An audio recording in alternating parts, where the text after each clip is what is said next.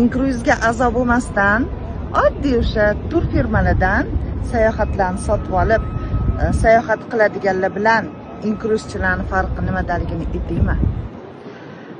Demak, tur firmalardan sotib olgan o'sha sayohatingizda siz bittagina shahar, nari borsa ikkita shaharni ko'ra olasiz. Inkruiz orqali shunaqa zo'r kruiz sayohatlarga borsiz. Siz o'sha pulingizga siz kamida mana bizga o'xshab 3 ta davlat va 5 ta shaharni ko'ra olasiz. Uning ichida bitta orol ham bor. Orolga bilasizlar, samolyot vertolyotda bor bo'lmaydi, faqatgina shunaqa ulkan laynerlarda yoki bo'lmasam qimmat yaxtalarda borish mumkin. Shuning uchun hali ham o'ylab o'tirganlarga aytmoqchi bo'lgan gapim, qancha o'ylamoqchisiz? Azob bo'ling tezroq.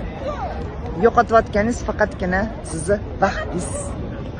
Duxu baland ayollarni ham qo'rqqan narsasi bo'larmikin deb o'ylasanglar, ushbu videoni oxirigacha ko'rsanglar, men sizlarga o'zimniki to'g'risida gapirib beraman.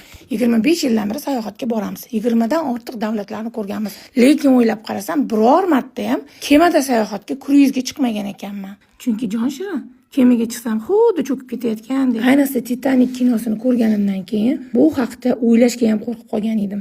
Xullas, meni kruizga, kemada sayohat qilishga ko'ndirishdi va men kruizni sevib qoldim. Qancha vaqtlarimni bekorga yo'qotganimga afsuslar qilib tashladim. Ishoning, mazami sizlarga, mazza bo'larkan u kruizda.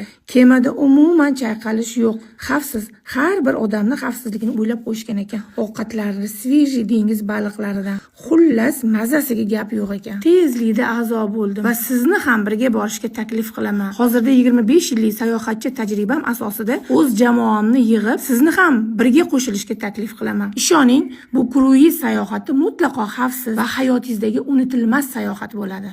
Dunyodagi eng katta cruise linerda sayohatga chiqqan bo'larmidingiz? Uning uzunligi 362 metr bo'lib, 3 ta futbol stadionidan katta hisoblanadi. Og'irligi 228 ming tonna bo'lib, 5 ta Titanic kemasidan og'irroqdir. Bu linerning qurilishiga 1 milliard 350 million dollardan ko'proq mablag' sarflangan. Ushbu kattakon kema o'z bag'riga 7 ming ortiq yo'lovchini sig'dira oladi. Menimcha u yerda juftingizni ham topsangiz bo'ladi. Bu gigant kemada barchasi mavjud. Restoran, sport zal, basseyn, jakuzi, har xil magazinlar, hattoki